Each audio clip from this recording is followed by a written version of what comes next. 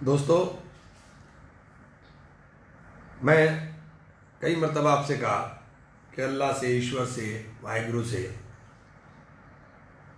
दुआ करें अपने अपने तरीके से कि हमें कोरोना से अल्लाह ताला निजात दिलाने का काम करे। और काफ़ी हद तक अल्लाह ने, ईश्वर ने, वाहिगुरु ने साथियों हम पर करम भी किया है।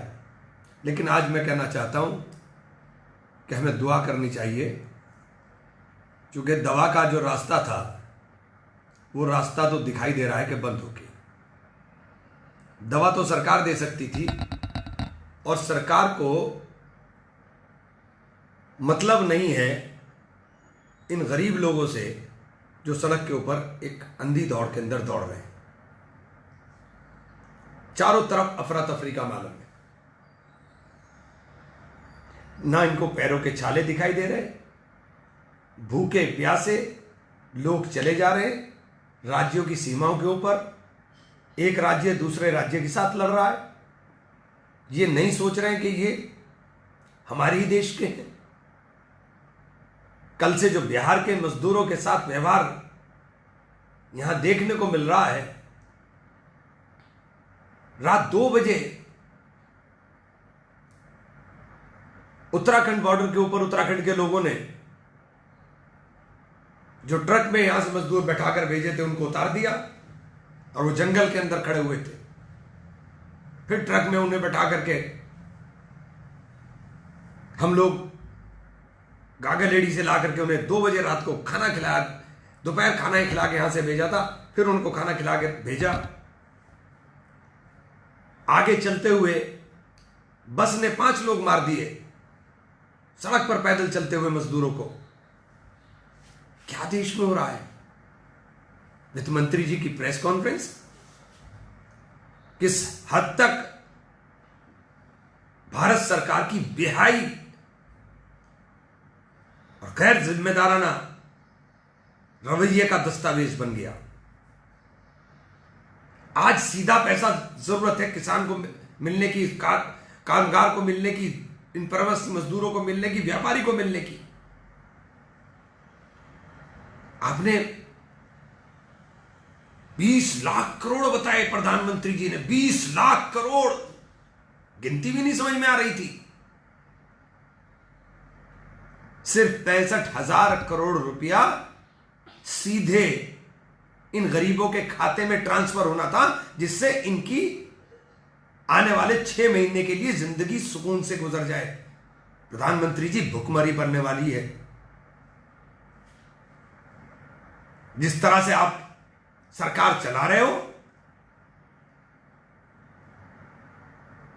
जिस तरह से आपकी घोषणाएं हो रही हैं, हवाई घोषणाएं। आपने जो बजट पास किया था उसी को दोबारा रिपीट कर रहे हो, उसके अलावा क्या कर रहे हो आप? दुनिया के जाने माने अर्थशास्त्री बोल रहे हैं, हमारे नेता राहुल गांधी ने बार बार बोला कि आज जरूरत सीधे आदमी की जेब में पैसे की है। आप लोन दे रहे हो, लोन दे, काम तो दो पहले। लोन तो तब की बात होगी जब काम होगा। आपने पूरा चक्र तोड़ दिया।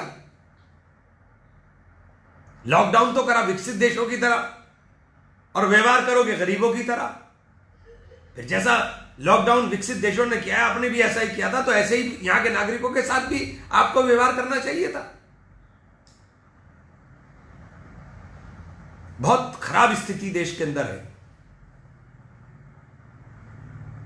सड़क भरी हुई जा रही है। आप बता दिए 11,000 करोड़ रुपया हमने प्रवासी मजदूरों के लिए दे दिया, एसडीआरएफ का पैसा उनके खाने के लिए। अरे भाई, आप निकाल है कहां? वो दिखाई कहां दे रहा है? मिल किसे रहा है? दिखाई तो देना चाहिए कि मिल रहा है।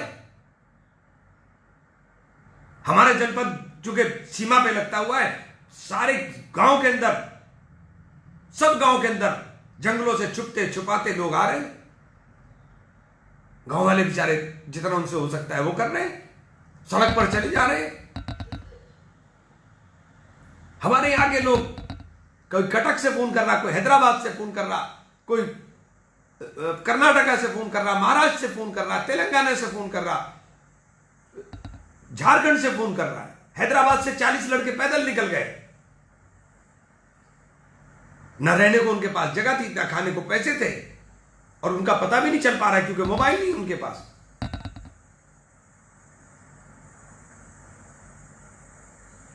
लोग रो रो कर फोन कर रहे हैं।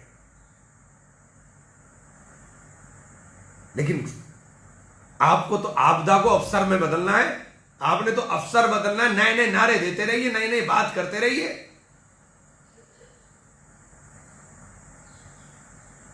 क्या ये बिहार के लोग हमारे नहीं? मैं बाहर की बात नहीं करता, अपने यहां की बात करता हूं। क्या बिहार के लोग हमारे नहीं? क्या ये हमारे देश के नहीं?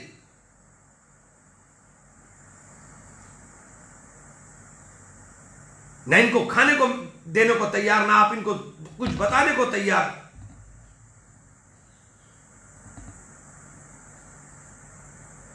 बहुत बुरी स्थिति के अंदर साथियों देश है। सोचने की जरूरत है। चिंतन करिए, मनन करिए, और कम से कम और कुछ नहीं, कुछ इसी तरह से। और भक्तों से कहना चाहता हूं, भक्तों आंखें खोलिए। ये बर्बादी आपका दरवाजा भी खटखटाने जा रही है। देश में खुशहाली होगी तभी आपकी भक्ति भी चलेगी। लोन मेला चलाया हुआ है, लोन लगा करके लोन ले लो, लोन दे दिया हमने, इतना लोन यहां दे देंगे। कागजों का खेल है। सीधा नहीं बताओगे कि क्या करोगे, रोजगार कहां से दोगे। ये मजदूरों ने पलायन कर लिए, फैक्ट्रियां चलेंगी कैसे? रेलगाड़ियां चलाएंगी एयर कंडीशन, किराया 3-3 हजार, 4-4 हजार। कहां से देगा मजदूर 3 हजार 4 हजार?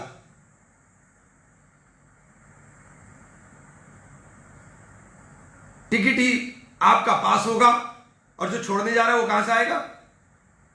कोई पता नहीं अधिकारियों को क्या करना है, क्या नहीं करना है।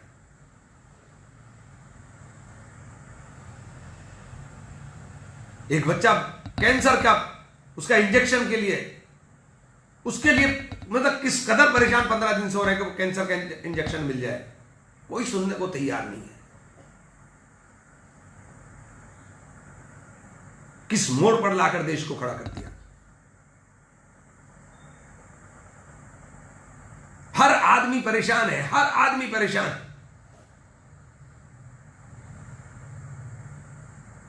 गरीब भूख से परेशान, और जो मध्यम वर्ग का आदमी है वो ना मांग सकता है ना कह सकता है। वो घर के अंदर बैठा हुआ परेशान के आगे किस तरह होगा, कोई रास्ता खुलता हुआ नजर नहीं आ रहा है।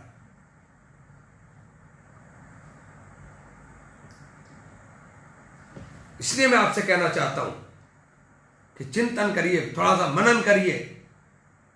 और सभी राजनीतिक दलों से कहना चाहता हूं, क्योंकि नफरत तो इन्होंने बहुत फैला ली। जमात जमात की तो पोल खुल गई। अब जो जमात जमात चिल्ला के कोरोना लाए थे, गुजरात ने पोल खोल दी, इंदौर ने पोल खोल दी। इनसे यह भी पूछ लीजिए कि कृपया करके मरने वालों की लिस्ट में भी बता दें कितने जमाती मर गए। जब वो कोरोना लेके आए थे तो मरने भी तो उन्हीं को चाहिए था।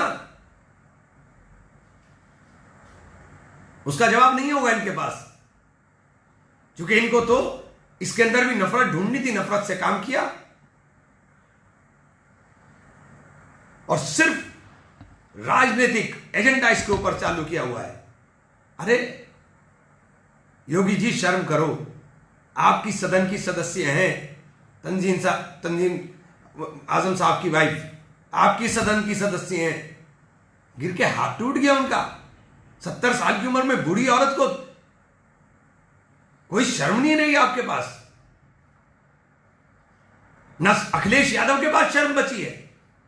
अरे अपने नेता को नहीं प्रोटेक्ट कर सकते आप। बातें करोगे आप लंबी लंबी। आजम खां के लिए 2 लफ्ज नहीं आपसे निकलेंगे कि दबाव सरकार के ऊपर बना लो। आजम खां के लिए भी क्या गुनाह कर दिया इतना बड़ा आजम खान ने कि आजम खां के पूरे परिवार को, मां को अलग बंद कर रखा है, बेटे को अलग बंद कर रखा है, बाप को अलग बंद कर रखा है।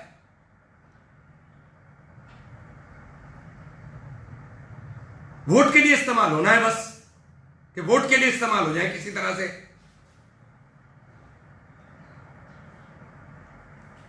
बहन जी खामोश बैठी हैं, कहीं कोई दिखाई नहीं दे रहा है एक भी आदमी उनका सड़क के ऊपर, कि मजदूर पैदल जा रहे हैं, सारे मजदूर पैदल चल रहे हैं, गरीब लोग हैं, मैक्सिमम दलित भी हैं इसके अंदर। दलितों की आप सबसे बड़ी नेता हैं, आप बोलना नहीं चाहती हो। कांग्रेस सड़क पर खड़े होकर के काम कर रही है, बार बार आगाह कर रहे हैं इनको, क्योंकि जब इतिहास लिखा जाएगा ये सब चीजें इतिहास में लिखी जाएंगी। इसलिए आज के लिए मैं कहना चाहता हूं कि सब दोस्तों दुआ करें कि अल्लाह, ईश्वर, वाहिगुरु, जीसस इन्हें सद्बुद्धि दे, सरकार चलाने वालों को। ये ध्यान करें देश का, ध्यान करें देश के लोगों का। ये टीवी के ऊपर बैठकर लच्छेदार बातें करने से बेहतर है कुछ करके दिखा दें उनके लिए, कुछ दे दें उनके लिए। अरे रेलगाड़ियां ही फ्री चला दो, कि रेलगाड़ी फ्री कर दी तुमने, सब लोग घर तो पहुंच जाए अपने। ये सड़क पर जो मर रहे हैं मजदूर, कम से कम ये तो नहीं मरेंगे कि पटड़ियों पे मर गए, सड़क पर चलते हुए मर गए। कोरोना मारे ना मारे, इनको तो इस महामारी ने मार दिया। इस बीमारी, आपकी इस जो व्यवस्था चल रही, इस व्यवस्था ने मार दिया।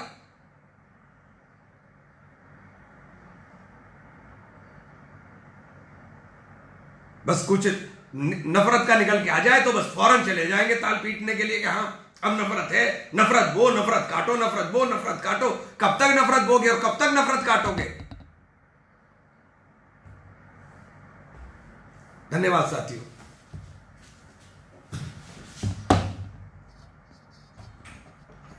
कौन है वाह?